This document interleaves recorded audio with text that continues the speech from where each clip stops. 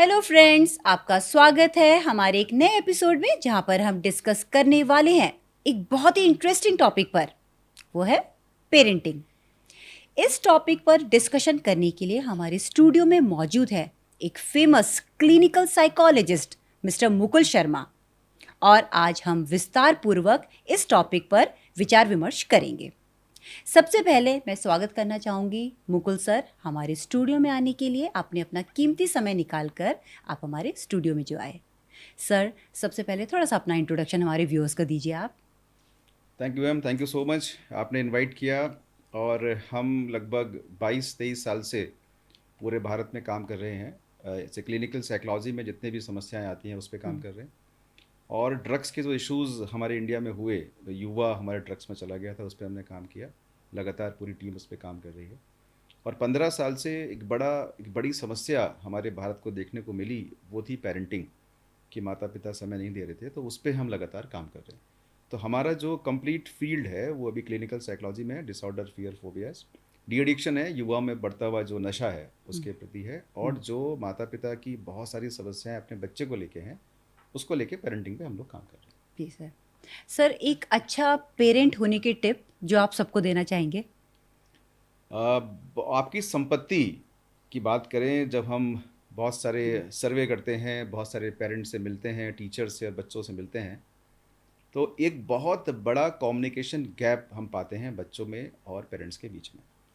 हमने 4000 पेरेंट्स से बात की है पिछले 2 साल में, और हमने देखा है कि 90% से ज़्यादा, 90% एक बड़ा नंबर है।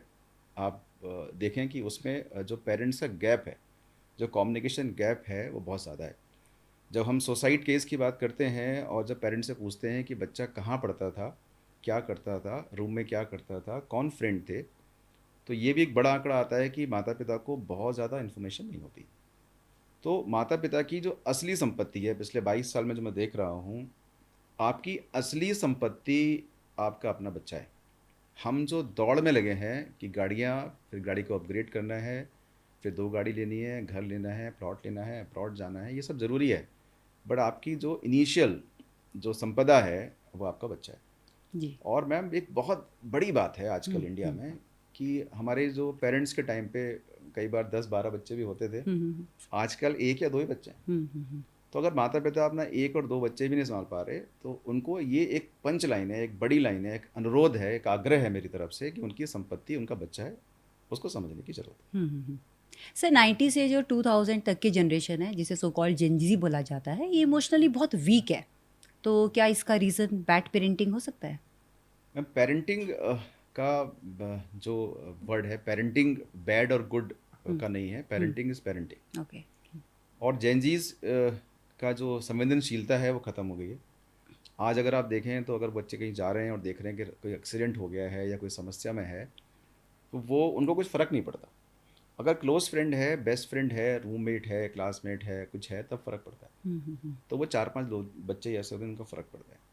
तो बहुत सारे पेरेंट्स की अगर बात करें तो 20 साल पहले की अगर पहले चले जाएं हम लोग, तो 20 साल पहले जो पेरेंट्स थे, उनको कहीं ना कहीं संस्कृति की, सभ्यता की, ज्ञान की, आध्यात्मिक ज्ञान की, और जो भी बौद्धिक ज्ञान हम अपने बच्चे को दिया करते थे, उसका उनको स्वयं ज्ञान था। तो इनकलकेट था, इन्नेट था। उस इन्नेट को, जो ऑलरेडी था, जो ज्ञान मेरे पास है, तभी मैं किसी को दे पाऊंगा। तो वो ज्ञान था और ज्ञान वो बच्चों को दे रहे थे। जेनजीज के टाइम पे, आधे टाइम के बाद, जो हम 90s से लेके अब तक बात करें तो लगभग 35 ईयर्स हो गए। तो 20 साल पहले वाले और उसके बाद जो 15 साल है, उस 15 साल में जो पेरेंट्स बने, उनके अंदर मेरा जो अपना स्वयं का अवलोकन रहा है और सर्वे रिपोर्ट्स रही है, उनको खुद को ही ज्ञान नहीं है। उनकी शादी कई हद तक 72% बेहोशी की है। उनके बच्चे जो आए 15 साल में अभी, हम देख रहे हैं, वो बच्चे भी, जब शादी बेहोशी की है, आपने उसको समझा नहीं है, तो बच्चे भी फिर बेहोशी के बच्चे हैं। मतलब प्लान नहीं है, हो गए साहब, बच्चे हो गए। लोग बोलते हैं कैसे, अरे बच्चे हो गए। कई बार हम लोग क्लिनिकल साइकोलॉजिस्ट हैं, तो बहुत सारे केस आते हैं, sir we got pregnant just like that. तो जस्ट लाइक दैट तो कुछ होता ही नहीं है। तो इंडिया में पेरेंटिंग प्लान नहीं है, तो बेहोशी की शादी, बेहोशी के बच्चे और बेहोशी का जीवन। तो जब बेहोशी का जीवन है, तो उन बच्चों को संवेदनशीलताएं, जिसको आप इमोशनल मैनेजमेंट बोल रहे थे, वो सच में बहुत वीक है। उसकी जिम्मेदारी समाज की है और माता पिता की। जी जी। सर, पेरेंटिंग को लेके दो टर्म्स आते हैं, एक आता है मॉडर्न पेरेंटिंग, एक आता है आपका ट्रेडिशनल पेरेंटिंग, है ना? क्या डिफरेंस है दोनों में? देखिए, अगर हम संस्कृति सभ्यता, अगर हम उत्तराखंड के लोग हैं तो हमारी अपनी सभ्यता है, हमारी अपनी संस्कृति है, हमारी सोच है, विचार है, हमारी संपदा है, और हम बहुत जुड़े हुए हैं ग्राउंड से। इसके नुकसान और फ़ायदे की आप बात करो उत्तराखंड में, तो इसके 90% फ़ायदे हैं। जो हमने काम किया देखा, हज़ारों बच्चों के साथ काम करते हुए, जो लोग उत्तराखंड से अपने माता पिता से कनेक्टेड थे, ट्रेडिशनल की हम बात कर रहे हैं, तो वो कहीं भी गए, उन्होंने उत्तराखंड से बाहर जाके जब माता पिता के टच में रहे और माता पिता ने ट्रेडिशनल संस्कृति सभ्यता को बचा के रखा और अपने बच्चों से डेली बेसिस पे कनेक्ट रहे और अपने बच्चों को अच्छा और बुरे का ज्ञान दे पाए, तो उन्होंने, उन बच्चों ने, उन उत्तराखंडी बच्चों ने हमारे देश में नहीं बल्कि विदेशों में जाके भी परचम लहराया। और मैं एक सर्वे कर रहा था, उसमें 2300 कंपनी है, 2300 कंपनीज हैं, उसमें सभी कंपनी के अंदर हमारे उत्तराखंड के बच्चे हैं और बहुत अच्छा काम कर रहे हैं। और जहाँ तक मॉडर्न पेरेंटिंग की बात करें तो उसमें अगर हम पॉइंट टू पॉइंट बात करें तो उसमें भाई बच्चे को पैसे चाहिए तो मैं दे रहा हूँ, जीपे कर रहा हूँ, बच्चा मूवी जा रहा है मुझे पता नहीं है, और अगर मदर बोल रही हैं कि भाई इसको मूवी नहीं जाना चाहिए तो फादर इंटरफेयर कर रहे हैं। मॉडर्न पेरेंटिंग के अंदर एक नया वर्ड आ गया, सिंगल पेरेंटिंग। लगातार पिछले 20 साल से, 15 से 20 साल में बहुत ज़्यादा हद तक सिंगल पेरेंटिंग बढ़ी है। जब मैं स्कूल, कॉलेजेस, कॉर्पोरेट कम्युनिटी में जाता हूँ तो मैं देखता हूँ कि वहाँ पर 40% बच्चा अभी से ज़्यादा बच्चा, 40% ज़्यादा बच्चा सिंगल पेरेंटिंग का। तो वहाँ पर वो मॉडर्न पेरेंटिंग है कि भाई आपको जो चाहिए, आपको एआई का ज़माना है, एआई के ज़माने से अगर आप इस जो कॉम्पिटिटिव वर्ल्ड है इसमें अगर आप दौड़ नहीं लगाएंगे तो आप कहीं नहीं पहुँच पाएंगे। तो ट्रेडिशनल पीछे रह गया और मॉडर्न पेरेंटिंग के अंदर ट्रेडिशनल पेरेंटिंग नहीं है। बहुत समझदार जो पेरेंट्स हैं, जिनको जन्म का और मृत्यु का पूरा ज्ञान है, जिनको अपनी सभ्यता का ज्ञान है, उन्होंने ट्रेडिशनल पेरेंटिंग को और मॉडर्न पेरेंटिंग को मर्ज कर दिया कि मूवी जाना है तो हमारे साथ चलो, मोबाइल यूज़ करना है आपको तो आप मोबाइल यूज़ करो, बट आप उसको 4-5 घंटे बंद रखो, पढ़ाई करो या कुछ सीखो, नाना है, नानी है, मम्मी है, पापा हैं, पड़ोसी हैं, चाचा हैं, तो सब सभ्यताएं ख़त्म होती जा रही हैं, उनसे बात करो। तो कहीं हद तक 90% बच्चों ने इस बात को समझा है, और जो डिसऑर्डर, फियर, फोबियाज या एडिक्शन आता है बच्चों में, वो नहीं आ पाया। दोनों में से बेटर कौन सा है अकॉर्डिंग टू यू, ट्रेडिशनल और मॉडर्न? देखिए, मैं तो 90s से पहले का हूँ, तो मैं तो ट्रेडिशनल को ही रिकमेंड करता हूँ। और मेरे बच्चे, जो मेरे स्टूडेंट्स हैं, उनको भी जब हम बात करते हैं भगवान श्री राम की या कृष्ण की, और उनसे जब कनेक्ट करते हैं कि आप एआई का ज़माना हो या जेमिनी कुछ भी हो, लेकिन आप अपनी सभ्यता को नहीं भूल सकते, ट्रेडिशनल चीज़ों को नहीं भूलना चाहिए। आज भी आप गांव जाएं और वहाँ की चाय पिएं, चूल्हे की चाय पिएं और गैस की चाय पिएं, तो आप 100% ये बोलेंगे कि यार इस चाय में थोड़ा अलग है। तो मॉडर्न बहुत ज़रूरी है। आईटी कंपनीज आ गई हैं, फॉर्च्यून कंपनीज आ गई हैं, और हमें बहुत सारे पैसे की ज़रूरत भी है, हमें कंधे से कंधे मिलाना भी है। महिलाएं, लड़कियाँ, 217 फील्ड हैं इंडिया में, कहीं भी पीछे नहीं है, उनको होना चाहिए। बट हम अपने ट्रेडिशन को भूल के सिर्फ मॉडर्न पेरेंटिंग पर बेस हो जाए, वो मुझे थोड़ा सा क्वेश्चन मार्क लगता है। पता कहीं पर हमें ट्रेडिशनल पेरेंटिंग करनी पड़ेगी और कहीं मतलब दोनों को कुछ इस तरीके से हो सकता है, कुछ इनोवेशन? मैम बहुत सिंपल है। देखिए, एक बच्चा अगर सामने से आता है आपके पास और वो एक जीन्स पहन के है और टी शर्ट डाल के आता है और आपको प्रणाम करता है, और एक बच्चा कुर्ते पजामे में धोती पहन के आ रहा है, उत्तराखंड की टोपी लगा के, तो कहीं ना कहीं आपको जो एक आशीर्वाद देने की जो एक प्रथा रही है, कहीं ना कहीं 1% ज़्यादा उस बच्चे को मिल जाएगा जो कुर्ता पजामा पहन के आया।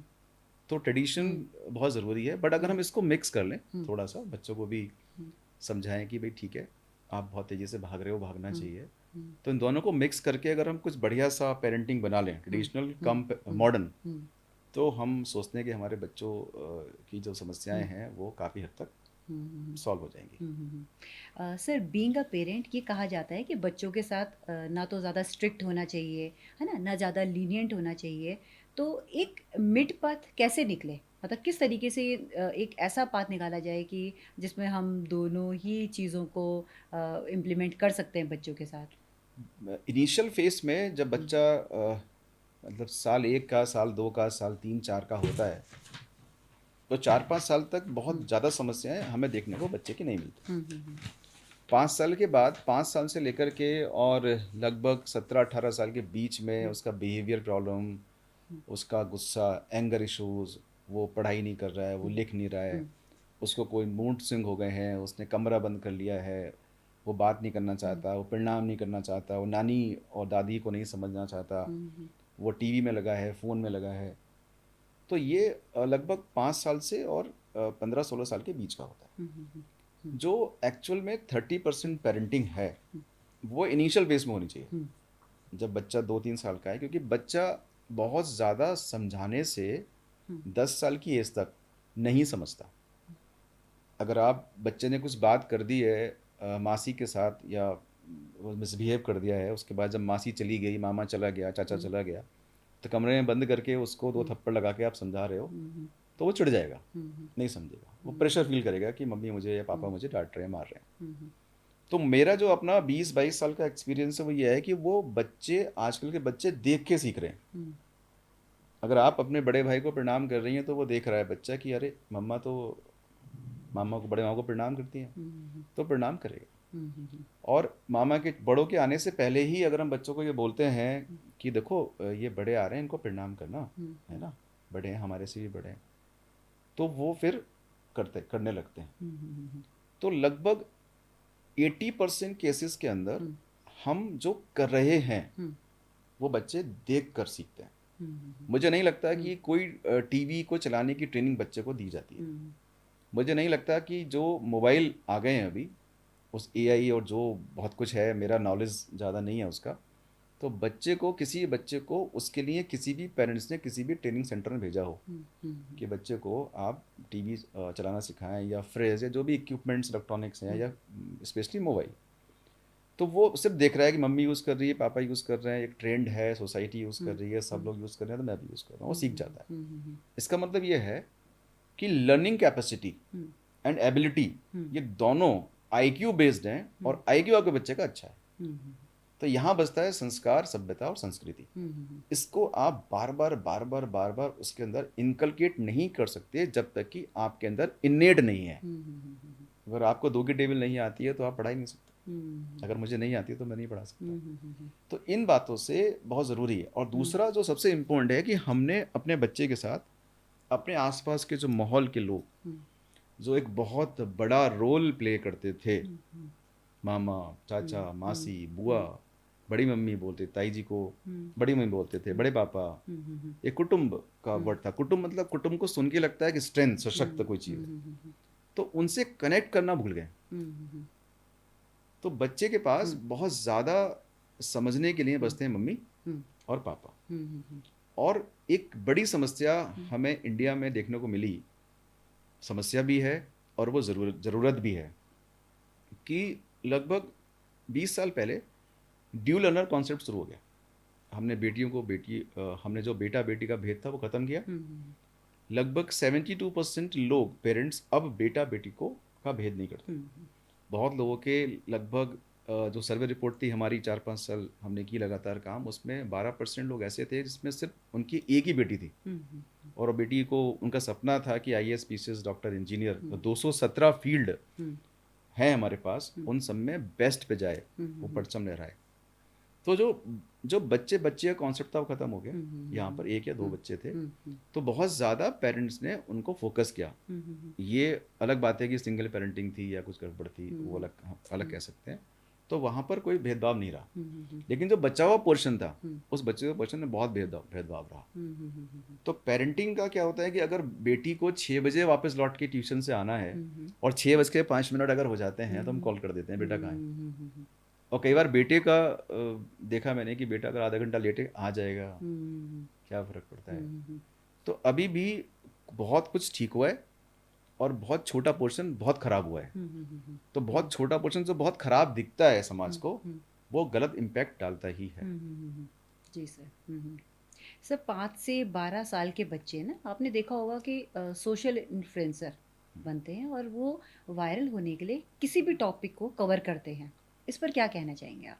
देखिए मैम, जो हमने देखा कि जो बच्चे हैं, जो यंगस्टर्स हैं, हम्म, इस कॉम्पिटिटिव वर्ल्ड के अंदर उनके पास बहुत ज़्यादा इन्फॉर्मेशंस हैं, हम्म, एक्सेस इन्फॉर्मेशंस हैं। हम्म, वो सही भी हैं और गलत भी हैं। हम्म, तो उसको उनको लगता है कि हम बहुत जल्दी से बहुत आगे बढ़ जाएं, हम्म, बहुत पैसा मिल जाए, बड़ी गाड़ियां मिल जाएं, हम टॉप पे स्टार बन जाएं। हम्म, जो उसका एक परमानेंट और एक अच्छा माध्यम हमेशा से रहा है, हम्म, स्लो एंड स्टडी, हम्म, उसको वो एक्सेप्ट नहीं करते। हम्म, शॉर्ट टर्म चाहते हैं कुछ हो जाए। हम्म, अब जब वो कुछ सोशल मीडिया पे जाते हैं, गूगल पे देखते हैं कि अरे हम्म, एक बच्चे ने एक बच्चे ने जो 12 साल का है, 8 साल का है, 9 साल का है, उसने एक यूट्यूबर बन गया हम्म, और उसके बाद सर्टिफिकेट आया और वो $1 लाख कमा रहा है, ऐसा कुछ हम्म, मिलता है, हम्म, तो उसको वो इन्फ्लुएंस जल्दी हो जाता है। हम्म, तो उसका ब्रेन, जो लिंग्विस्टिक ब्रेन है, हम्म, जो क्लिनिकल ब्रेन है, वो सोचता है कि मेरे मामा क्या कर रहे हैं,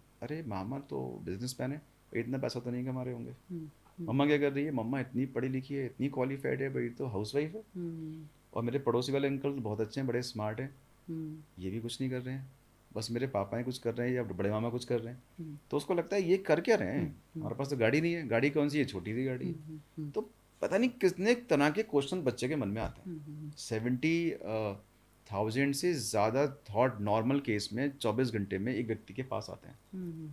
आपके पास, मेरे पास, जितने भी लोग हैं, 70,000 थॉट। तो मैं और आप तो उस पर काबू नहीं कर सकते, उनको प्रॉपर पढ़ नहीं सकते, उस पर काम नहीं कर सकते। बट एक बच्चा जो होता है ना, बड़ा एक्टिव होता है, प्रोएक्टिव। तो उसको हर चीज़ इन्फ्लुएंस करती है। कलर्स हैं, गाड़ियाँ हैं, हेलीकॉप्टर्स हैं, उसको टॉयज़ हैं, उसको एआई है। और आप उससे पूछो कि बेटा ये क्या है, फ़ोन ने आपको 2 मिनट में बता देगा, ऐसे करके कुछ इंस्टॉल करना है। तो उसको ये चीज़ें जो कॉम्पिटिटिव वर्ल्ड के अंदर, गाड़ियाँ हैं, पैसा, ये बहुत इन्फ्लुएंस करता है। तो उसको लगता है कि मेरा जो शॉर्ट टाइम से मैं क्या कर सकता हूँ, मैं ना ये यूट्यूबर बन सकता हूँ और मैं बन ही जाऊँगा। लेकिन 1% भी उसकी जो फेलियर्स हैं वो नहीं सोचता वो। इसलिए सुसाइड केस हमारे इंडिया में बढ़े कि मैं नहीं कर पाया, मैंने फिर ट्राई किया, मैं नहीं कर पाया, मैंने फिर ट्राई किया, नहीं कर पाया, तो मैं ऐसा कुछ करूँ कि ट्रेन के आगे खड़ा होकर कुछ करूँ।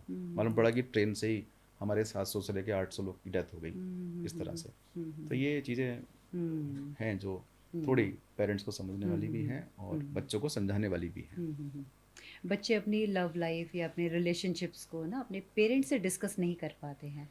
नहीं मैम, वो मुझे नहीं लगता कि प्राचीन काल से भी कभी रहा होगा। हम्म, और बड़ा मुश्किल होता है कि आप ऐसा कुछ कर रहे हो पर्दे के पीछे हम्म, कि आपको कोई अपोजिट सेक्स में हम्म, इंटरेस्ट है, कि वो लड़की और लड़का है, वो क्रश एक कॉन्सेप्ट होता है कि वो हम्म, क्रश है, मुझे अच्छी लगती है, अच्छा हम्म, लगता है।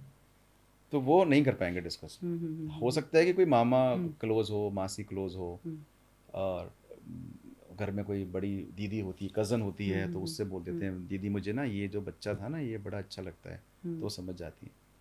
ये छोटी चिट लेके आता है बच्चा, छोटी चिट, उस पर कुछ लिखता है ऐसे SE, और कहता है दीदी ये क्या है, स्कूल में इसके बारे में बात होती है। तो वो जो बच्चा जब तक बहुत ज़्यादा कंफर्टेबल फील नहीं करेगा तब तक बात नहीं करेगा। या वो प्रश्न जो है, जो क्रश है, जो रिलेशनशिप है, या जो वर्ड उसने सुना है, कानों ने सुना है, जब तक उसे परेशान नहीं कर रहा है बार बार, तब तक वो बात नहीं करेगा। तो पेरेंट्स भी बहुत बार ऐसे होते हैं कि वो भी डिस्कस नहीं करते, क्योंकि उनको लगता है अरे ये तो बहुत छोटा है क्लास, ये तो, क्योंकि आपका जो एज है, आपके जो पेरेंट्स का जो एज रहा है और जो बच्चों का जो एज है, इसमें एज डिफरेंस है। तो अगर आपकी दोनों आई तो उसके ऊपर है, पर थर्ड आई भी अगर उसके ऊपर है, तो आप समझ जाओगे कि मेरा बच्चा कि कोई गड़बड़ है, कुछ परेशान हो रहा है, तो टॉक करना चाहिए। लेकिन आजकल हम देख रहे हैं कि क्लास 5th में और 6th में क्रश हो जाते हैं, क्लास 7th 8th में हो जाते हैं, और रिलेशनशिप तो क्लास 10th 11th में हो जाती है, जो हम इंजीनियरिंग तक सोचते भी नहीं थे कि ऐसा भी कुछ होना चाहिए। तो बहुत ज़्यादा बढ़ रहा है। और मुझे ऐसा लगता है एज ए पेरेंटिंग एक्सपर्ट कि जो पेरेंट्स हैं, जो सच में उनकी संपदा वो समझते हैं, हमारे बच्चे हैं, तो उनको 10-12 दिन में बात करनी चाहिए। और उनको लगता है कि मैं नहीं बात कर पाऊँगा एज ए फादर, मैं नहीं बात कर सकता एज ए मदर, मैं अपनी बेटी से जो इश्यूज, सेंसिटिव इश्यूज हैं, उससे बात नहीं कर पाऊँगी।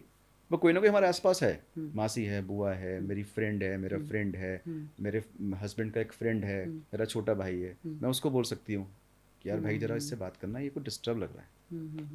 कई लोग मुझे ऐसे फ़ोन करते हैं कि भैया ज़रा ये ना इसको भेज रही हूँ मैं, आप ज़रा से बात करना।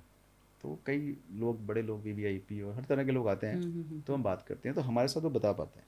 बच्चे खुल के बता पाते हैं। हाँ, क्योंकि हमारा पहला ही बात ये होती है कि जो भी मेरी आपकी बात है वो अच्छा। मेरी आपकी है। अच्छा, ये कॉन्फिडेंस आपको दिलाना पड़ता होगा उनके साथ। ये तो हमारे हाँ। जो प्रैक्टिस का एक उसूल भी है कि जो आपकी बात जो मुझे बताने जा रहे हैं आप, तभी बच्चा खुलेगा। और मम्मी पापा से हमारा मतलब नहीं है, और उनके सामने ही हम बोल देते हैं कि देखो ये बच्चा, इस बच्चे से हम बात करने जा रहे हैं, आप लोग बाहर जाइए, और हमारी बातचीत के बाद भी आप हमसे कोई बात इनके बारे में नहीं पूछेंगे। तो बच्चा अंडरस्टैंड करता है कि यार ये कोई डिफरेंट, वो ट्रस्ट फैक्टर उसका ट्रस्ट डेवलप हो फैक्टर होता जाता है, है ना। राइट। तो बच्चा कहीं तक 90% तक शेयर करता है। कई बार बहुत सिली होती हैं, हम बोलते हैं सच में आपको परेशान कर रही है, तो बच्चा बोलता है नहीं सर इतना तो नहीं कर रही है। तो मैंने छोड़ो ना, छोटे से क्लास 6 में हो, कर लेंगे बात, परेशान करे तो आ जाना, ये हमारा फ़ोन नंबर है। तो काफ़ी हद तक काम हो पाता है बच्चे के साथ। जैसे आजकल के बच्चे हैं, उनको अपनी प्राइवेसी से बहुत प्यार होता है, इस पर क्या कहना चाहेंगे?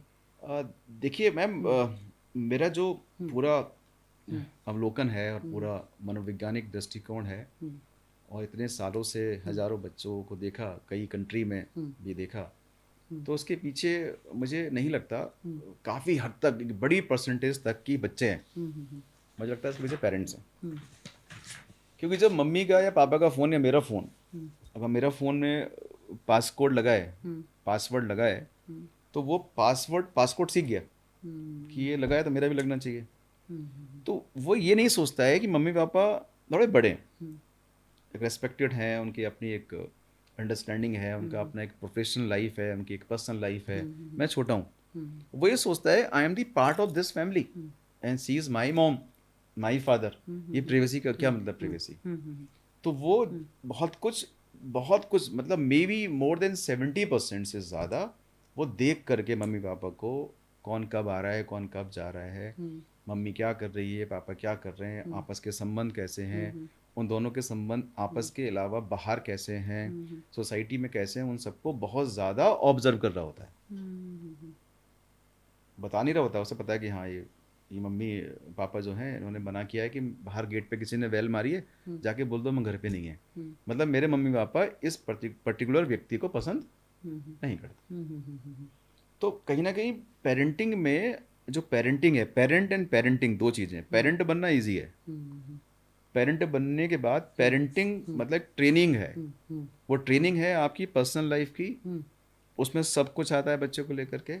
वो ट्रेनिंग है एजुकेशन की, वो ट्रेनिंग है प्रोफेशनल लाइफ की, वो ट्रेनिंग है हमारी संस्कार, सभ्यता, संस्कृति, जिसको हम बोलते हैं स्पिरिचुअल लाइफ की, कि उसको भगवान श्री राम का जो सेक्रीफाइस है, या भगवान श्री राम को मर्यादा पुरुषोत्तम क्यों कहा गया है, या भगवान श्री राम के जब हम पूछते हैं कितने भाई थे वो भी नहीं पता उनको, उनकी बहन भी थी वो नहीं पता, और भगवान राम के जीवन को क्यों सीखें ये भी बच्चे को पता होने की ज़रूरत है। भगवान श्री कृष्ण को अभी मैं देखता हूँ, जब मैं बहुत जगह जाता हूँ मैम, तो भगवान श्री कृष्ण की लोग बात करते हैं, अच्छी बात है, बट भगवान श्री कृष्ण ने जो ये कहा कि मैं हमेशा हर युग में रहूँगा श्रीमद् भगवद गीता के रूप में, वो कोई पढ़ता नहीं। हरे कृष्णा ठीक है, हमारा महामंत्र है, लेकिन भगवद गीता तो पढ़ें।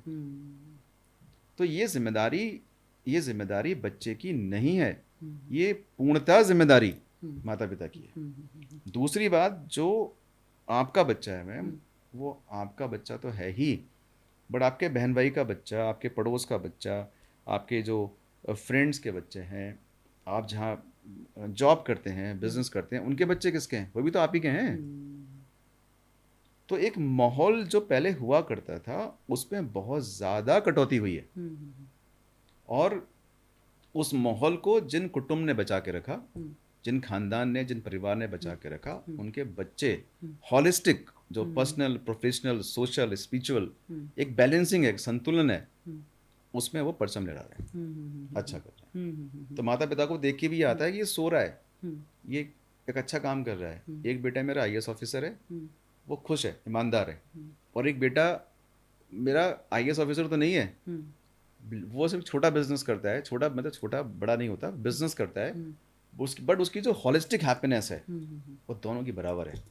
तो मैंने अपने जीवन को कंप्लीट जिया और दोनों बच्चों को मैंने अपने हिसाब से जो बेस्ट मैं कर पाई वो मैंने किया। दोनों पेरेंट ने, और दोनों अच्छे से जी रहे हैं, हैप्पी हैं, प्रॉस्पेरिटी है, सक्सेस है, पीस है, उनका परिवार है, समाज को कुछ दे रहे हैं, हमें कुछ सम्मान कर रहे हैं। तो वो एक जो सेटिस्फेक्शन आता है, जो एक मुस्कुराहट आती है माता पिता के चेहरे पे, वही सबसे बड़ा अवार्ड और रिवॉर्ड होता है। जी सर। सर, एक आजकल एक बहुत ट्रेंडिंग टॉपिक है आपका लिव इन रिलेशनशिप का, है ना? कुछ पेरेंट्स इसका सपोर्ट करते हैं, कुछ इसका अपोज करते हैं, तो इस पर आप क्या कहना चाहेंगे? अभी भी ये देखिए, हम भारतवर्ष इतना एडवांस नहीं हुआ। हम कोशिश कर रहे हैं एडवांस होने की, हम कोशिश कर रहे हैं कि हम शो ऑफ करें। हमें शो ऑफ करने में बहुत मज़ा आता है और हर व्यक्ति हीरो है। बट भारत की जो एक अपना टोटल एक थॉट रहा है पूरे जीवन को सिखाने का, जीवन को जीने का, मुझे नहीं लगता कि लिविंग रिलेशनशिप को 99% पेरेंट्स सपोर्ट करते होंगे, क्योंकि उसके जो साइड इफ़ेक्ट्स हैं और जो मैरिजेस रिलेशनशिप में हो जाती हैं उसके बाद जो नंबर ऑफ डाइवोर्स केसेस हैं वो बहुत ज़्यादा है। एवरी डे इंडिया में लगभग 100 केस रजिस्टर्ड होते हैं एक सिटी के अंदर, जो रिलेशनशिप ब्रेकअप है, कि उन्हें रिलेशनशिप में थे, वो साथ में थे, वो साथ में रह रहे थे और अंडरस्टैंडिंग बनाने की कोशिश कर रहे थे, उनके बीच में पर्सनल रिलेशनशिप थी, दोनों किचन में काम कर रहे थे, फाइनेंशियल शेयरिंग कर रहे थे, फिजिकल शेयरिंग हो रही थी, एक्सप्लोर कर रहे थे, और उसमें से मोर देन 60% का जो आंकड़ा है वो छुप के कर रहे थे, माता पिता को नहीं मालूम था। 40% को भी बहुत ही कम मालूम है, हल्का फुल्का, अच्छा कोई लड़की है, कोई लड़का साथ में है, अच्छा है, बहुत तारीफ करती है, बहुत तारीफ, ऐसा ही कुछ मालूम है मोटा मोटा। तो वो सपोर्ट नहीं है। वो कहते हैं ठीक है, मेरा बच्चा खुश रहना चाहिए। एक बड़ा बड़ा स्पेसिफिक, मैम, एक सेंटेंस मेरे को सुनने को मिलता है कि सर हमने तो लाइफ को जिया नहीं ठीक से, पैसे थे नहीं हमारे पास, बड़ी गरीबी में रहे या बहुत चैलेंजेस थे, 2 बच्चे हैं सर, ये खुश रहें। अरे खुश तो ठीक है, बट खुशी का पैमाना क्या है, परिभाषा क्या है, ये तो बताइए आप बच्चे के लिए। तो 99% से ज़्यादा पेरेंट्स ओवरऑल खुश नहीं है रिलेशनशिप के ऊपर, और उस रिलेशनशिप में जो 37% लोग मैरिज कर लेते हैं उसमें 90% डिवोर्स केसेस हैं।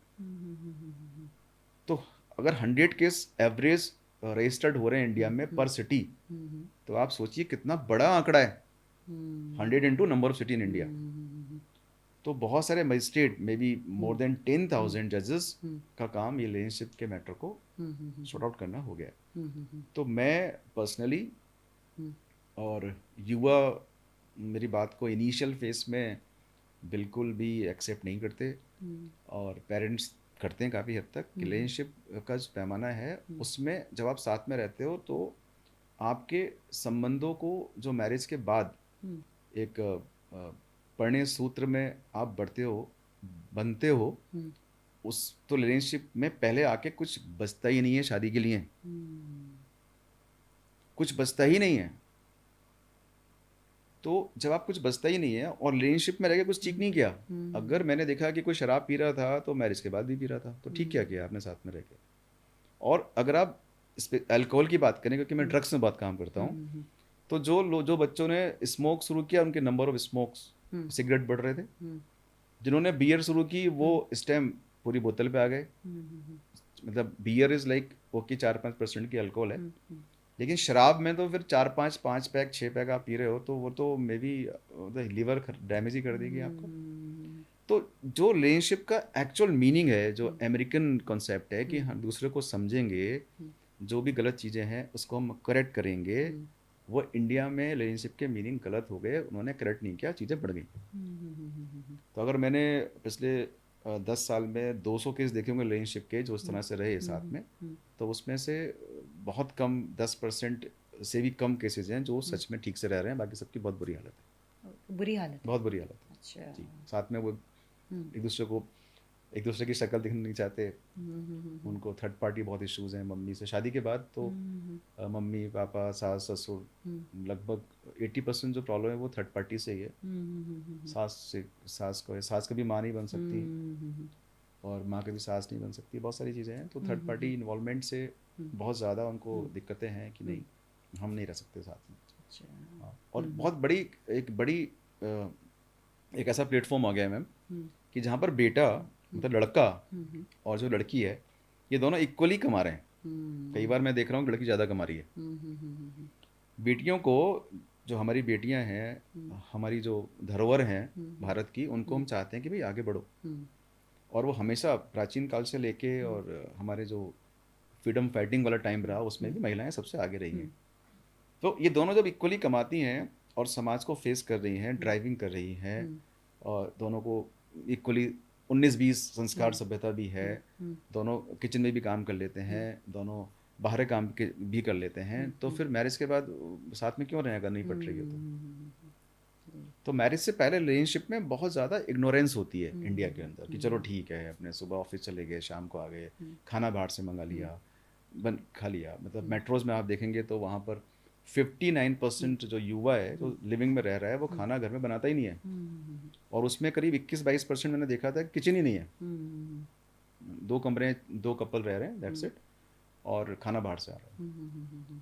तो मैं मैरिज जो एक बहुत ही खूबसूरत परमात्मा ने संबंध बनाया है, उस संबंध में जो कंडक्ट है, जो डिसिप्लिन है, जो एक मर्यादा है, उन सबको अगर हम पहले क्वालिफाई कर लेंगे तो बाद में करने के लिए कुछ बचेगा नहीं। एक बड़ी समस्या आती है कि अरे वो वही वही वही सब कुछ, तो फिर उनके आपस में अंडरस्टैंडिंग नहीं बन पाती। What is my personal experience while working with lot of people in India. Okay sir, एक एक्टर हैं पंकज त्रिपाठी, उनका ना हमने हाल ही में एक इंटरव्यू देखा था, तो उन्होंने कहा कि जो बच्चा होता है ना 12वीं के बाद, उसको एक सोलो ट्रिप करनी चाहिए, ट्रेन में जाना चाहिए और पूरा देश घूमे, और वो अलग अलग लोगों से मिलेगा, अलग अलग कल्चर के लोगों को देखेगा, तो इससे क्या होगा, उसके अंदर बहुत एक बेटरमेंट होगा, है ना। इस पर आप क्या कहना चाहेंगे?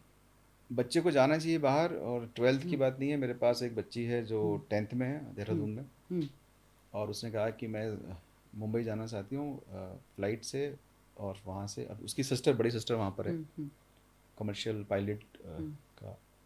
तो मैंने कहा हाँ जाओ, बिल्कुल जाओ, आपको जाना चाहिए। तो उसकी मदर ने बोला कि सर ये कैसे होगा, ऐसे पॉसिबल नहीं है, बच्चा है, छोटा बच्चा है। मैंने जाने दो ना, फ़ोन है, सिक्योरिटी है, सब चीज़ें हैं, ऐसा नहीं होता। वो गई वहाँ पर और 12-13 दिन में लौट के आई, परफेक्टली फाइन, सब कुछ ठीक था। तो बच्चे को पूरी इंडिया तो मतलब ठीक है, अगर टाइम है उसके पास, पैसा है, तो पूरी इंडिया घूम सकता है।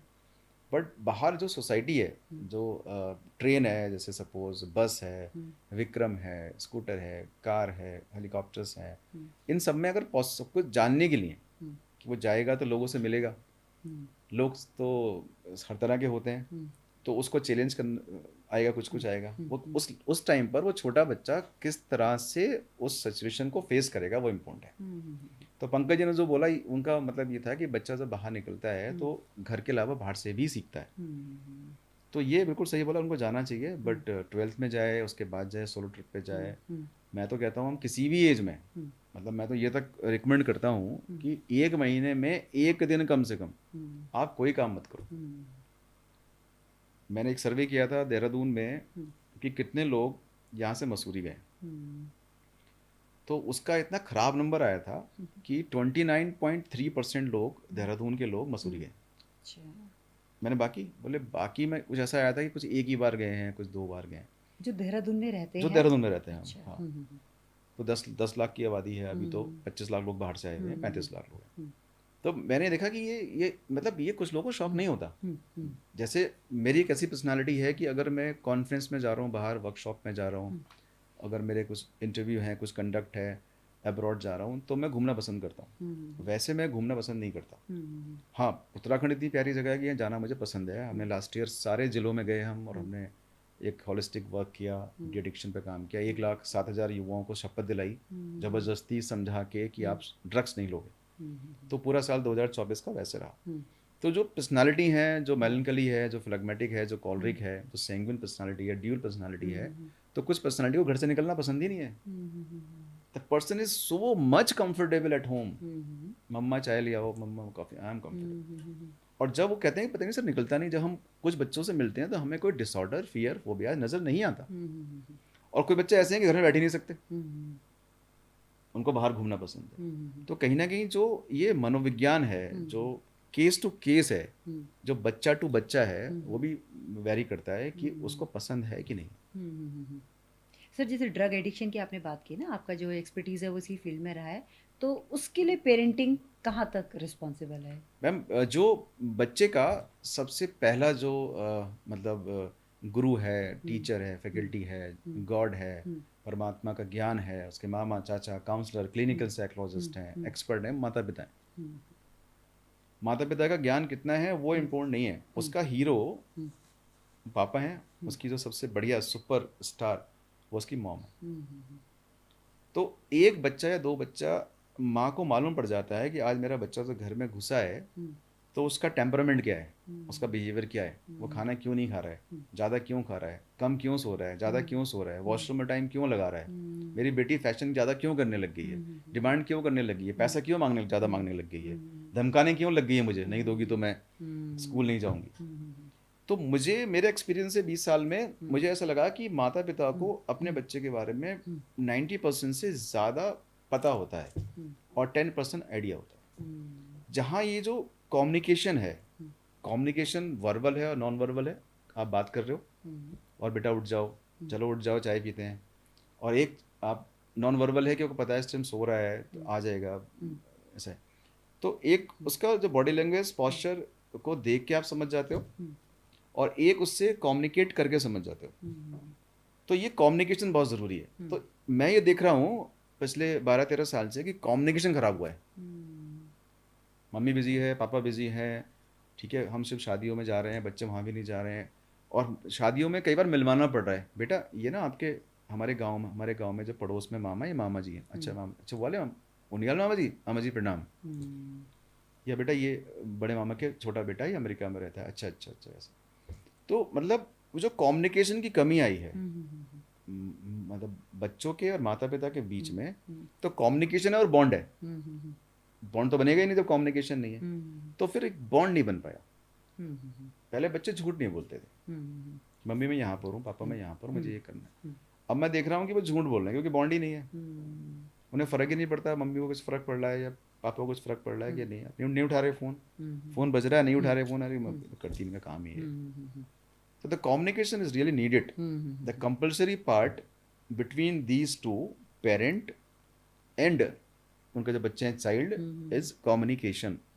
एंड ये कम्युनिकेशन लीड करता है एक सॉलिड बॉन्ड के अंदर, कि जब आपकी बेटी आपका दोस्त होती है, जब आपका बेटा, आपको पता होता है कि पापा को पता होता है ये मेरा दोस्त बन गया, बड़ा हो गया, तो वहाँ पर ड्रग्स के जो इश्यूज हैं या जो बाहर की जो स्कैम एंड स्कैंडल हैं, जो धीरे धीरे बच्चों के मन में चले जाते हैं, उनको ब्लैकमेल करने लगते हैं, उनको किसी ना किसी बहाने ये समझाते हैं कि तू ममाज बॉय मत बन, तू बड़ा हो गया है, और जब वो जरा सी प्रॉब्लम उसकी लाइफ में होती है कि वो फेल हो गया या पैसे नहीं मिले या फ्रेंड की बुलेट देख ली खरीद ली या किसी ने कार खरीद ली या मेरा दोस्त आईफोन लेके आ गया टॉप का, तो कहते हैं तो मुझे नहीं मिला तो मुझे दुख हो रहा है, तब उस टाइम बोलते हैं ममाज बॉय नहीं है और फ्री में दे देते हैं उसको ड्रग्स।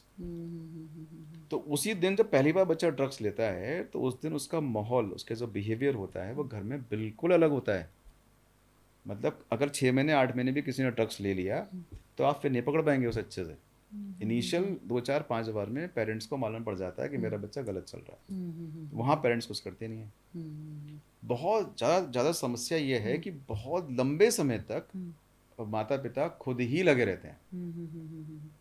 तो सर ऐसा आपको लगता है नहीं कि स्कूल कॉलेजेस में कुछ ऐसी वर्कशॉप सेमिनार्स होने चाहिए, है ना, एक पेरेंटिंग को लेकर? हम देखिए स्कूल में जाके अगर आप कोई चीज़ अवेयर करते हो मतलब, तो उससे मुझे नहीं लगता कि बहुत ज़्यादा फ़र्क पड़ेगा। वो कई बार उल्टा रिएक्ट करता है। मैं स्कूल में गया और मैंने कहा कि देखिए स्कूल के बाहर एक शॉप है, उस शॉप पर ड्रग्स मिल जाती है, तो मैं अवेयर थोड़ी ना कर रहा हूँ, मैं इन्फॉर्मेशन दे रहा हूँ। नहीं, मैं पेरेंट्स की बात कर रही हूँ ना कि मैं जैसे स्कूल में कंडक्ट होते हैं बहुत सारे प्रोग्राम कंडक्ट होते हैं, लेकिन जैसे मैंने बताया ना आपको कि जो टीचर है वो टीचर जो पहले टीचर हुआ करते थे, गुरुजी बोलते थे, हम गुरुजी हैं, तो डर था गुरुजी हैं, रिस्पेक्ट था, प्रणाम, पैड्स होने का। आज भी हम जाते हैं तो पैड्स होते हैं, अगर कुछ टीचर बचे हैं तो बड़ा अच्छा लगता है। अपना नाम लिखा होता है स्कूल के बोर्ड पे, आज भी तो हमें लगता है अरे यहाँ से हमने पढ़ाई की थी, हम तो यहाँ से ऐसे अवार्ड लिए थे। तो अभी वो कॉन्सेप्ट खत्म हो गया। अब टीचर डर के निकलता है कई बार। सुप्रीम कोर्ट ने ऐसी गाइडलाइन बना दी है, आप टच नहीं करोगे, आप डांटोगे नहीं, आप मारोगे नहीं, आप पिटाई नहीं करोगे। तो जो पनिशमेंट का जो कॉन्सेप्ट था पहले वो बहुत ही अच्छा था। जो कान पकड़ने का कॉन्सेप्ट था, वो ये नर्व है, इस नर्व को आप प्रेस करोगे तो आपका ब्रेन एक्टिव हो जाएगा। पहले बोलते मुर्गा बन जा, तो अगर मुर्गा बनाया जा रहा है तो जब वो सर झुकेगा आपका तो पूरा ब्लड आपका सर में आ जाएगा, तो आपका ब्रेन एक्टिव हो जाएगा। तो इट वॉज नॉट पनिशमेंट। कोई टीचर तो चाहता ही नहीं मैं बच्चे को पिटाई करूं, उसका मकसद होता है इसको ट्रैक पे ले आऊं। और आजकल और पेरेंट्स लड़ने आ जाते हैं स्कूल में कि मेरे बच्चे को आपने ऐसे बोल कैसे दिया। तो एंटायर सिस्टम की अगर आप देखें, इसमें बड़े स्तंभ है, टीचर है वो अच्छे से काम नहीं कर पा रहे हैं, पेरेंट्स हैं वो अच्छे से परफॉर्म नहीं कर पा रहे हैं, उनके अपने इशू, सिंगल पेरेंटिंग हो गई है, बहुत सारे इशूज हो गए। जो स्कूल हैं वो कमर्शलाइज हो गए, उन्हें पैसे से मतलब है, बहुत कम है जो शिक्षा प्लस सारी चीज़ें देख रहे हैं। जो गवर्नमेंट सिस्टम है उस पर एक बहुत बड़ा क्वेश्चन मार्क है गवर्नमेंट का, उसे कुछ मतलब नहीं है क्या चल रहा है, उसने सिर्फ अपने कागजों में दिखा देना है कि हमने ये सब कुछ कर दिया। आपके उत्तराखंड में आपके होते हुए, इतना तंत्र मंत्र होते हुए ड्रग्स बिक रहा है। अगर आप चौकी इंचार्ज को बोल दें कि आपके एरिया में ड्रग्स नहीं बिकना चाहिए, बिक नहीं सकता, बिक नहीं सकता। अब मैं इसके आगे नहीं बोलूँगा कुछ भी, क्योंकि आपको पता है कि फिर हो क्या रहा है। तो जो पूरा श्रृंखला में जो स्तंभ है, पेरेंट्स हैं, टीचर हैं, और हमारी जो समाज के लोग हैं, जो मम्मी पापा के अलावा मामा चाचा बुआ पड़ोसी हैं, तीसरा, और सरकारी तंत्र है, इसके अलावा जो पुलिस का तंत्र है, ये सब फेलियर है, सब फेलियर हैं। इन सब की अपनी जिम्मेदारी है एक बच्चे के विकास के लिए। ये सब लोग अगर अपनी जिम्मेदारी निभाएं तो मुझे नहीं लगता मैम कि हमारे किसी भी जगह पर ड्रग्स बिक सकता है या संस्कार सभ्यता की कमी हो सकती है। सर, आपके लाइफ टाइम में कोई ऐसा केस आया है जो कि पेरेंटिंग की वजह से कुछ आपने को बिहेवियरल इश्यूज या कुछ ऐसे डिसऑर्डर्स देखने को मिले हों? मैम मैं किताब लिख रहा हूँ और उसमें लगभग मैंने 22 केसेस का जिक्र किया है, और उसमें एक केस ऐसा आया था मेरे पास जिसमें पेरेंटिंग की वजह से एक बच्चा कहेंगे या बड़ा कहेंगे कि 45 साल कमरे में बंद रहा। अच्छा। और वो हमारे देहरादून का ही केस है, और 45 years because of the parents वो कमरे में बंद रहना पड़ा उसको। और जब उसके फादर की डेथ हो गई तो पड़ोसियों ने मुझको अप्रोच किया और मुझको बोला कि आप जाके उस व्यक्ति को निकालिए, वरना माँ के जाने के बाद क्या होगा। तो हम गए, हमने बात की। आज वो हमारे पास मिलने आते हैं, हम भी मिलने जाते हैं। तो उसके पीछे मतलब 100% पेरेंटिंग ही थी, जिसकी वजह से एक अच्छा खासा व्यक्ति जो आज 68 ईयर्स का है वो 45 साल कमरे में बंद रहा। तो उसकी वजह पेरेंटिंग है। एक बच्चे ने सुसाइड किया और वो लगातार अपने पेरेंट्स को बोल रहा था कि मैं ये नहीं करना चाहता हूँ कोर्स, मैं कुछ भी कर लूँगा। उसने जंप करके सुसाइड किया। तो जब डायरी पढ़ी मैंने उसकी, तो मुझे मालूम पड़ा कि कभी भी बच्चे को सुना ही नहीं गया, डायरेक्शन ऑफ ऑर्डर में काम किया कि तुम्हें ये करना है। क्योंकि बच्चे के साथ काम करना होता है डायरेक्शन ऑफ एसोसिएट में मिलके, वो भी अपने आप में एक प्रभाव रखता है, उसकी भी अपनी एक परिभाषा है। ठीक है वो छोटा है, ठीक है उसे ज्ञान नहीं है, लेकिन वो आपका बच्चा है, तो वो आपके लेवल पे नहीं आ सकता, आपको उसके लेवल पे जाना पड़ेगा। मैंने एक केस देखा जिसमें इस बच्चे ने गुस्से में अपनी एक आँख निकाल दी पेरेंटिंग की वजह से। वो बोल रहा था 3.5 महीने से कि मैं आँख निकाल दूंगा, गुस्से में आँख निकाल दूंगा, आँख निकाल दूंगा, क्योंकि उसकी माँ बोलती थी तेरी आँखें बहुत प्यारी हैं। उस बच्ची ने अपनी आँख निकाल दी। तो इस 20 साल में मैंने कुछ ऐसे केसेस देखे जहाँ पर पेरेंटिंग वीक थी और पेरेंट्स ने आके इस बात को माना भी कि हाँ सर हम लोग फेल हो गए, लेकिन आपके इस टाइम पर फेल होने से अब कुछ नहीं होता, वो बच्चा इस दुनिया में नहीं है। एक बच्चे ने सुसाइड किया जो 2 साल पहले, इसके मार्क्स 86% थे, जिसको ये बोला गया था कि 90% से कम मार्क्स आए तो मर जाना। पेरेंट्स ने बोला, फादर ने बोला। और फादर एक, मैं क्या बताऊँ आपको, एक अधिकारी हैं देहरादून में, और उनकी एक ही बच्ची थी। अब आप बताइए कि 86% मार्क्स और 90% मार्क्स। हम लोगों के टाइम पे हमारे फ्रेंड्स के 86 3 लोग आया करते थे, जी। 2 लोग आया करते थे पासिंग से। हम्म, और आज एक बच्चे के 86% मार्क्स आने पर वो इतना डरी हुई थी कि उसको ये लगा कि सब रास्ते बंद हो गए हैं, पापा की बेइज्जती हो गई है, मैं मरी जाऊं, और मरी गई। तो पेरेंट्स को पेरेंट्स की इंटेंशन बहुत ही अच्छी है, बहुत ही प्योर है। वो चाहते हैं मेरा बच्चा IAS PCS doctor engineer businessman बने, संस्कार सभ्यता हो, हैप्पीनेस हो, प्रॉस्पेरिटी हो, पीस हो, खुश रहे, मस्त रहे, हमसे सब कुछ ले ले, हम अपनी किडनी बेच देंगे, हम सब कुछ बेच देंगे। लेकिन the communication between the parents and the child it's not there, है ही नहीं। पापा 11 बजे आ रहे हैं, शराब पी के सो गए। मम्मी सुबह उठी, उनको अपना काम करना है, मैं लंच बॉक्स पैक किया, सुबह उठ के सुबह 7 बजे निकल के 2 घंटे की यात्रा में वहाँ स्कूल पहुँचना है सपोज पहाड़ में, और वहाँ छुट्टी 4 बजे भी 7 बजे घर आ रहे हो। एक शरीर अगर 12 घंटे थक गया तो कैसे बॉन्ड बनेगा, कैसे कम्युनिकेट करेगा। तो पेरेंटिंग का जो बेसिकली मुझे लगता है कोर्स होना चाहिए कि आपको अगर शादी कर ली, ठीक है, शादी का भी होना चाहिए कोर्स कि आप इस लायक हैं कि नहीं, या शादी क्या है, आपको समझना चाहिए। और बच्चे क्यों बिगड़ते हैं, बच्चे क्या हैं, बच्चे करने से पहले आपको 10 बार 15 बार किसी एक्सपर्ट से मिलना चाहिए, क्योंकि आप एक ऐसी अकाउंटेबिलिटी को लेके आ रहे हो, ऐसी रेस्पॉन्सिबिलिटी को लेके आ रहे हो जो तिरंगा है, जो राष्ट्रगान है, जो विश्व के परचम लहराएगा। और अगर आपने साथ नहीं दिया उसका तो ड्रग्स लेगा, क्राइम करेगा, जेल में जाएगा, आपका नाम खराब करेगा। जी सर। तो मुझे लगता है पर्सनली कि before going to plan a child, they must meet expert, they must meet मामा चाचा दादा दादी, दे मस्ट मीट।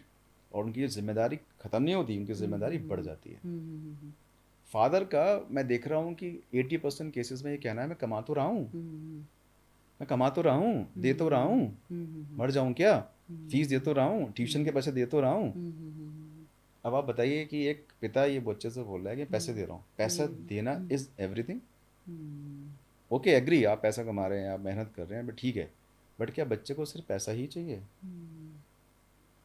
तो बहुत सारी बातें हैं, बहुत सारी बातों को जो होलिस्टिक हैं, जो मनुष्य के पटल पे बहुत ज़्यादा इम्पैक्ट छोड़ती हैं, मतलब बच्चे के पटल पर उसको बहुत ख़राब लगता है।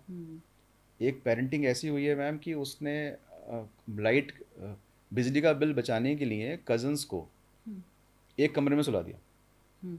4 कमरे हैं और एक कमरे में वो खुद सो गए, और एक कमरे में कज़न आए हुए थे, उनको सुला दिया, लड़कियों को, एक लड़की और 2 लड़के। और वो क्लास 10th में प्रेग्नेंट हो गई। और जब मेरे को स्कूल में बुलाया गया तो मुझे डाउट हुआ, बात करते करते मैंने कुछ हो रहा है तो मैंने, आप थोड़ा सा चेक कराइए, तो मालूम पड़ा कि वो प्रेग्नेंट है। तो मालूम किया तो मालूम पड़ा कि बिजली का बिल बचाने के लिए माँ ने उन बच्चों को एक कमरे में सुला दिया। तो हमारी इंडिया में जो पैसे कमाने का कॉन्सेप्ट है बहुत अच्छा है, लेकिन पैसे बचाने का जो कॉन्सेप्ट है वो अच्छा नहीं है। जी सर। ये सब चीज़ें समझने की ज़रूरत है पेरेंट्स को, अदरवाइज तो आप देख ही रहे हैं कितना बिल्कुल सर। बिगड़ता उत्तराखंड, बिगड़ता समाज, जी उलझते सवाल सब चल रहे हैं। और सर एक ना एक कॉमन प्रॉब्लम है, जैसे बच्चे को कंपेयर किया जाता है ना, भाई से कंपेयर किया जाएगा या कज़न से कंपेयर किया जाएगा कि उसके इतने मार्क्स आए हैं, तुम्हारे क्यों नहीं आए हैं, वो ऐसा है, तुम ऐसे हो। तो वो जो कंपैरिजन होता है, वो जो उसको क्रिटिसिज्म दिया जाता है, वो कितना ज़्यादा हर्ट बच्चे को कर सकता है या किस हद तक उसको मतलब नुकसान पहुंचा सकता है, थोड़ा सा आप इसके बारे में देखिए बताइए। बहुत ज़्यादा ये जो इंडिया में है, ये एक ऐसा थॉट प्रोसेस है पेरेंट्स का कि मैं बस किसी तरह से प्रूव कर दूं मेरा बच्चा सक्सेसफुल हो गया। मैं अपनी नंद से बोल दूं, मैं भाभी से बोल दूं, देखा उसने आईआईटी निकाल दिया, देखा उस यूपीएससी निकाल दिया, देखा बच्चे ने, उसने ना होंडा सिटी ली है, उसने फ्लैट ले लिया। और ये जो बचपन से उनको फोर्स किया जाता है, एक प्रेशर क्रिएट किया जा रहा है, उस प्रेशर क्रिएट करने की जो इंटेंशन है वो पॉजिटिव है माता पिता की। उनका कहना यह है कि बेटा देखो, बाकी जो हमारे परिवार के कुटुंब के लोग हैं वो सारे लोग बहुत क्वालिफाइड हैं, वो कुछ कुछ कर रहे हैं, देखो बेटा टोनी बुआ की बेटी को देखो, है ना, आईएएस बन गई है, देखो बेटा वो बच्चा बड़ा गरीब है, पढ़ा, वो अपना बिजनेस कर रहा है, 12th के बाद ही बिजनेस कर रहा है, तुम पढ़ते ही नहीं हो, तुम सोते रहते हो। तो ये जो जिस जिस लय में मैं बात कर रहा हूँ, इस लय में वो नहीं करते। तुम्हें ये करना पड़ेगा, डायरेक्शन ऑफ ऑर्डर, देखो बुआ के बच्चे को देखो, मामा के बच्चे को देखो, उसको देखो, उसको देखो। तो ये कंपेरिजन बना रहे हैं, जो कंपेरेटिव है वो गलत है। इंटेंशन अच्छी है, ठीक है, तो जब इंटेंशन आपकी अच्छी है तो आप बैठ के बात कर सकते हो कि भाई तुम्हारा प्लान क्या है। तुम अपनी बुआ की बेटी से, कज़न से, या अपने कज़न भाई से जो बेस्ट चीज़ें हैं तुम्हें क्या लगती हैं, बेटा बताओ 5 चीज़ें। वो बताएगा भैया ना सुबह टाइम से उठ जाते हैं, भैया ना मंदिर जाते हैं, भैया ना ट्यूसडे को फास्ट रखते हैं, भैया ना सुबह 3 बजे उठ के पढ़ते हैं। उन्होंने डिसाइड किया है रूल 8/8/8 का, जब स्कूल जा रहे हैं वो तो 8 घंटे स्कूल आना जाना, 8 घंटे की सेल्फ स्टडी, 8 घंटे में सोने में सारे काम करना। और छुट्टी जब होती है इंडिया में 365 दिन में 200 दिन ही आदमी स्कूल जाता है बच्चा। तो जो बच्चे में दिन है 165 दिन, उसमें 12/12 का रूल है, 12 घंटे जो करना है करो। कोई बच्चे बोलती है मेरे को सोना पसंद है तो आप सो जाओ, लेकिन जो बच्चे में 12 घंटे हैं उसमें पढ़ लो। उस बच्चे में 12 घंटे में कोई 8 घंटे भी पढ़ लिया तो मैं गारंटी कर रहा हूँ कि यूपीएससी निकाल देगा। जो यूपीएससी मतलब जो भी उसका सपना है वो क्वालिफाई करेगा। तो जो माता पिता का तरीका है वो गलत है, इंटेंशन अच्छी है। फ्यूचर प्रोस्पेक्ट को देखते हुए वो कहते हैं कि यार अभी अभी हमें पेरेंट्स ने डांटा नहीं तो हम कुछ कर नहीं पाए, हमसे बैठ के बात नहीं कुछ कर नहीं पाए, हम इनको तो कुछ कराए कि छोड़ेंगे, पर तरीका गलत है। पर एज अ साइकोलॉजिस्ट थोड़ा सा आप इनके बारे में बताइए, इंडिविजुअल डिफरेंसेस की हम लोग बात करते हैं ना, तो पेरेंट्स को शायद ये पता होना चाहिए ना कि हर बच्चे के अंदर अपनी एक कैपेबिलिटी होती है ना, तो हम उसे कंपेयर नहीं कर सकते हैं। मैं देखिए कंपेयर करना तो सबसे गलत चीज़ है। सब यूनिक है। बिल्कुल। हाँ देखिए, एक घर में अगर 5 बच्चे हैं, भगवान श्री राम को देखिए, जी वो कितने शांत स्वभाव के थे, इसीलिए वो इतना बड़ा काम करके और मर्यादा पुरुषोत्तम कहलाए। उनके बिल्कुल भाई को देखिए, लक्ष्मण जी को, गुस्से वाले थे। भरत जी को देखिए, वो बहुत कृपालु विनम्र स्वभाव के थे। आप देखिए शत्रुघ्न को, जिस बच्चे ने कभी सोचा नहीं कि मुझे काम करना पड़ेगा, राम जी और लक्ष्मण चले गए वनवास, शत्रुघ्न जी चले गए अपना ग्राम में मैनेजमेंट देखने और उनको सारे काम करने पड़े। तो 4 भाई भी सेम नहीं हो सकते। बिल्कुल, ये बहुत जरूरी है जानना पेरेंट्स के लिए। और जब डेड बॉडीज को माता पिता को, जब हमने साइकोलॉजिकल उनकी अंडरस्टैंडिंग को देखा कि डेड बॉडी पड़ी है, मम्मी पापा क्या सोच रहे हैं, बिलख रहे हैं, रो रहे हैं, तो मैंने देखा कि उनके मन में ये आ रहा है कि काश ये जिंदा होता, हम इसे बोलते हैं हमें माफ़ कर दे, हम चाहते हैं तो खुश रहे, तो जिंदा रहे, हमारी आंखों के सामने रहे, तेरी हैप्पीनेस, तेरी पीस, तेरी प्रॉस्पेरिटी पसंद है। एक पिता रोज़ अपने कमरे में जाके, बच्चे कमरे में आके देखते हैं वो नहीं रहा दुनिया में। तो मैं गया उनकी काउंसलिंग करने, तो मैंने आप क्या देखते हो, बोले मैं सोचता हूँ मुकुल सर कि वो बच्चा वहाँ सो रहा होता, बस इतना ही काफ़ी था। उससे पहले क्या कर रहे थे आप, लगातार उसको फोर्स कर रहे थे। तो मेरा जो कंप्लीट अंडरस्टैंडिंग है वो ऐसा है कि तरीका गलत है, इंटेंशन अच्छी है। तो उनको साइकोलॉजिकल एस्पेक्ट है, फिलॉसफी के एस्पेक्ट्स हैं, या आप हमारे घर में बहुत एक्सपर्ट होते हैं उनके एस्पेक्ट्स की बात करें, बहुत सारे अच्छे एग्जाम्पल भी होते हैं उनकी बात करें, तो वो अगर उनको बच्चों से कनेक्ट कराएं तो बच्चे का 100% विकास होता है। जी सर, डेवलपमेंट होता है। जी सर। अब सर थोड़ा सा स्पिरिचुअलिटी की बात करते हैं, क्योंकि आपका ये देखा गया है कि आप बहुत ज़्यादा स्पिरिचुअल हैं, और स्पिरिचुअल एजुकेशन के माध्यम से आपने स्ट्रेस जैसे एंजाइटी, इन चीज़ों को बहुत ज़्यादा आपने ओवरकम करने में मदद की अपने क्लाइंट्स की। तो सर जैसे आजकल के बच्चे हैं, आपने देखा होगा आपका ये सोशल मीडिया, इस पे ज़्यादा वो लोग बिज़ी रहते हैं। ऐसे बच्चों को जो 24 घंटे इन चीज़ों में घुसे हुए रहते हैं, पूरा टाइम इस पे लगा रहे हैं, आप उनको कैसे स्पिरिचुअलिटी से कनेक्ट करेंगे? पहले के टाइम पर जो बच्चे 4 या 5 साल के बच्चे हुआ करते थे, तो प्राचीन काल में एक सभ्यता थी, एक कॉन्सेप्ट था गुरुकुल का। तो हम बच्चों को वहाँ पर भेज दिया करते थे, तो वहाँ पर उनको बहुत एक्सपर्ट, बहुत ज़्यादा क्वालिफाइड, बहुत ज़्यादा नम्र और बहुत ज़्यादा ज्ञानी लोग मिलते थे गुरु के रूप में। भगवान राम के स्वयं के 100 गुरु रहे हैं, गौतम बुद्ध के खुद स्वयं के 100+ गुरु रहे हैं। जहाँ से भी जो बेस्ट आप सीख सकते हो, जो आपके अभी और जीवन के किसी भी चुनौती में वो ज्ञान काम आएगा, वो गुरु से आपको मिलता है। तो वो प्रथा खत्म हो गई। तो कृपाचार्य, द्रोणाचार्य इतने एक्सपर्ट थे कि वो सब कुछ सिखाया करते थे। सुबह 4 बजे उठ के हम ऐसे सीखा करते थे। तो अब बच्चों के हाथ में प्रथा खत्म हो गई। तो हम लोग जो श्रीमद् भगवद गीता का जो सेकंड अध्याय है, सांख्य योग, तो हमारी जो फाउंडेशन है international institute of psychometric counselling के अलावा सांख्य योग फाउंडेशन भी है। वो हमने भगवद गीता के सेकंड चैप्टर से प्रेरणा लेकर बनाई है।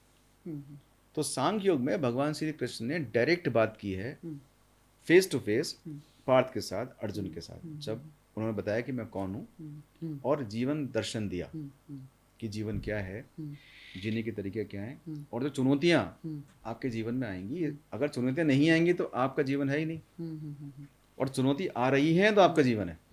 अगर दुख नहीं आ रहे हैं, सिर्फ सुखी सुख हैं, तो जीवन ही नहीं है। और जब तक दुख आ रहा है, चाहे वो 5% है, इसका मतलब जीवन है। अब इस सेंटेंस को सुन के ही अगर कोई अंडरस्टैंड करे कि अगर दुख आ रहा है, 5% भी आ रहा है, तो जीवन है, तो वो बहुत सारी समस्याओं से निकल जाएगा। निकलेगा नहीं, समस्या तो वहीं रहेंगी, बट वो फेस करने की ताकत है। तो आज की डेट में जो बच्चा, जिसको हम युवा बोलते हैं, जो लगभग 10-11 साल से लेकर के और 24-25 साल का है, उसका कोई सुपर हीरो नहीं है, कोई हीरो नहीं है। पहले भगवान श्री राम थे, कृष्ण थे, या गौतम बुद्ध थे, तो आजकल स्वामी विवेकानंद थे, राइट, महावीर स्वामी थे, आज की डेट में नहीं है। तो हम लोग क्या करते हैं कि हम उनको पूरा समझ के कौन सी पर्सनालिटी है, उसे किस तरह की समस्याएं आ रही हैं, किस तरह का प्रॉब्लम है, तो किस तरह का एक स्पिरिचुअल मास्टर उसको सपोर्ट कर सकते हैं, उसकी कुछ बातें करते हैं। तो वो बच्चा, वो युवा उसको एक्सेप्ट करता है, बात तो सही है, कल्याण पहले भी हुआ है, त्याग पहले भी हुआ है, चुनौतियाँ पहले भी आई हैं, भगवान राम ने भी की हैं, कृष्ण ने भी की हैं, सब कुछ किया है। गौतम बुद्ध ने, सिद्धार्थ से गौतम बुद्ध बनने की एक कहानी है। सिद्धार्थ, अभी आप सिद्धार्थ हैं, और जो आपको मोक्ष चाहिए, जो आपको शांति चाहिए, जो आपको मुक्ति चाहिए, जो आपको बोध होना चाहिए जीवन का कि आप इंसान हैं, उस बोध की जो पूरी कवायद है, जो पूरी कहानी है, वो गौतम बुद्ध तक की, सिद्धार्थ से गौतम बुद्ध, जिसका सब कुछ होते हुए, इतना सब कुछ होते हुए, 50 संघ होते हुए, सब कुछ होते हुए, अपना अधिकार होते हुए राजा बनने का, सब छोड़ के वो इस बात में निकल जाते हैं कि मुक्ति क्या है, मोक्ष क्या है, शांति क्या है, सत्य क्या है, आनंद क्या है, नींद क्या है, और उसको पा लेते हैं 7 साल में। तो कहीं ना कहीं युवा ऐसा नहीं है कि वो इंटेलिजेंट नहीं है, वो इंटेलिजेंट है, उसका IQ अच्छा है, उसका PQ अच्छा है। मेजोरिटी में जो कॉर्पोरेट है, स्कूल है, कॉलेज है, कम्युनिटी है, वो 2 बातों पे बात कर रही है, IQ, इंटेलिजेंट और PQ। लेकिन जो थर्ड सबसे बड़ा क्वाड्रेंट है, क्वेश्चन है स्पिरिचुअल। आपने IQ कहा और दूसरा प्रोफेशनल प्रोफेशनल क्वेश्चन पे बात कर रही है, पर्सनल पे बात कर रही है, लेकिन SQ पे बात नहीं की जा रही है, स्पिरिचुअल। अच्छा, स्पिरिचुअल, हाँ, सोशल भी है बट एक स्पिरिचुअल भी।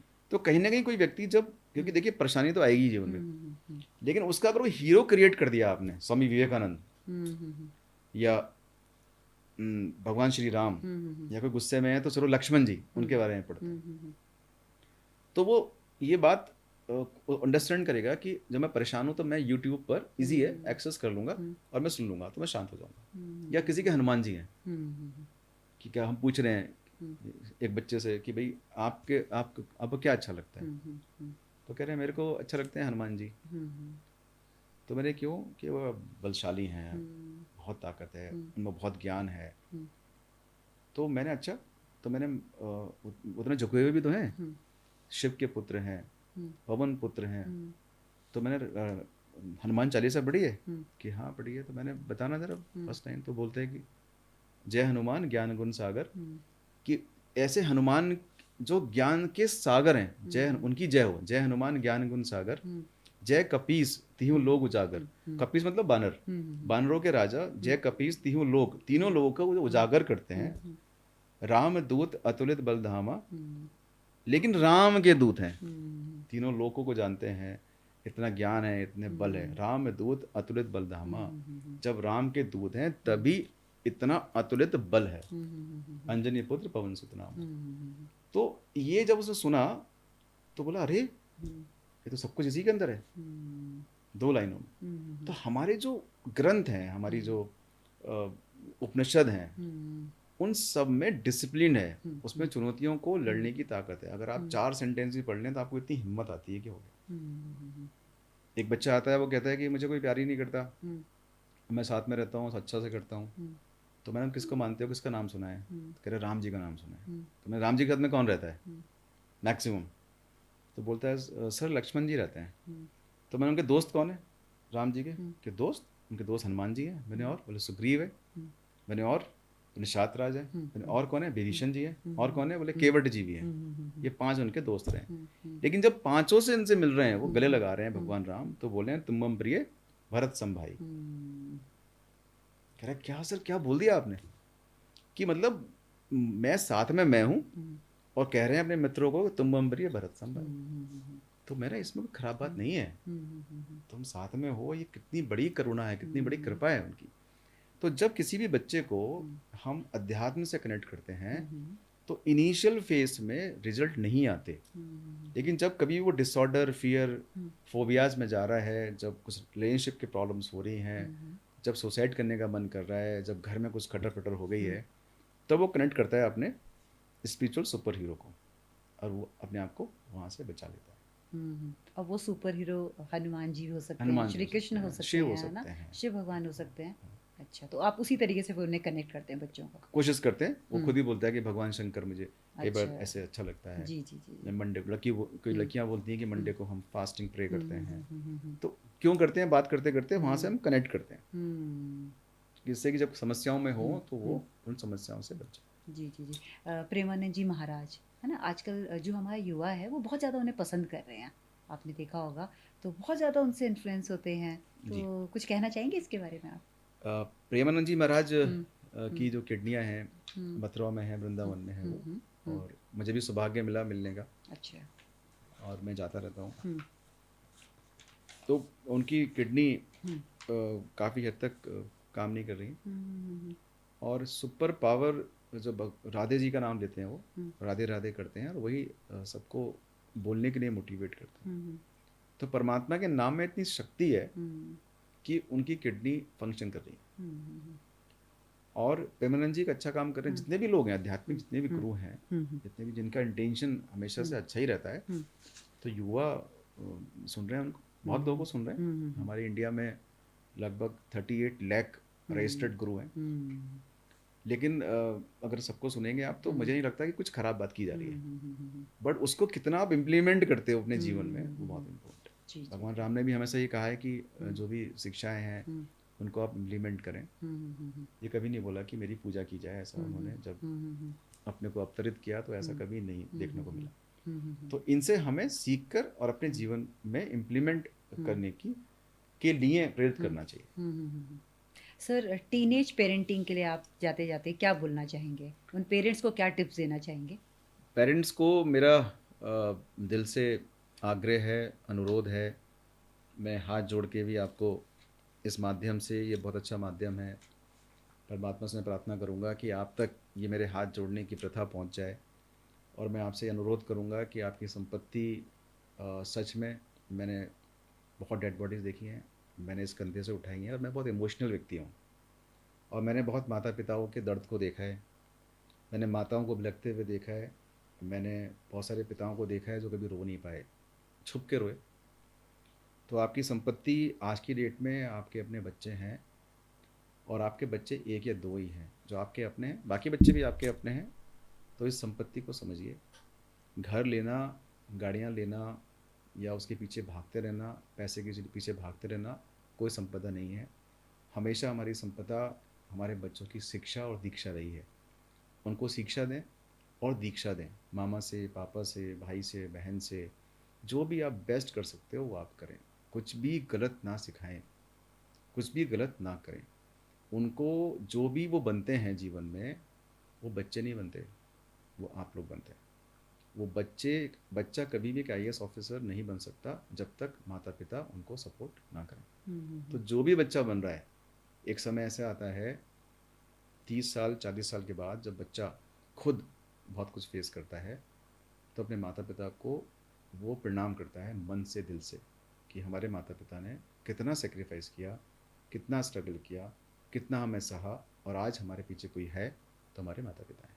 तो मेरा आपसे यही आग्रह है कि अपनी संपत्ति, अपने बच्चों को संभाल कर रखें, और उन बच्चों को, वो हमारे राष्ट्रगान है, हमारा राष्ट्र का निर्माण करने वाले हैं, हमारा तिरंगा है, उनको ऐसा सिखाएं, इतना मोटिवेट करें कि वो विश्व के लेवल पर आपके नाम का परचम लहराएं। सर यहीं का पॉडकास्ट आज हम यहीं वाइंड अप करते हैं। Thank you. Thank you so much. Thank you आपने so much. बहुत डिटेल में पेरेंटिंग के बारे में बताया और मैं अपने व्यूअर्स से यही कहना चाहूँगी कि बहुत ही सेंसिटिव इशू के ऊपर हमने आज बहुत डिटेल्ड बात की है हमारे clinical psychologist doctor Mukul Sharma से। और हम आने वाले समय में ऐसे ही अपने एक्सपर्ट्स को लेकर आएंगे अपने स्टूडियो के अपने पॉडकास्ट के माध्यम से ऐसे टॉपिक्स पर चर्चा करेंगे।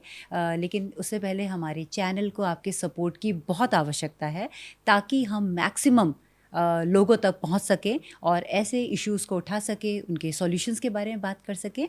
और आप लोग हमें अपना प्यार ऐसे ही देते रहिए। धन्यवाद।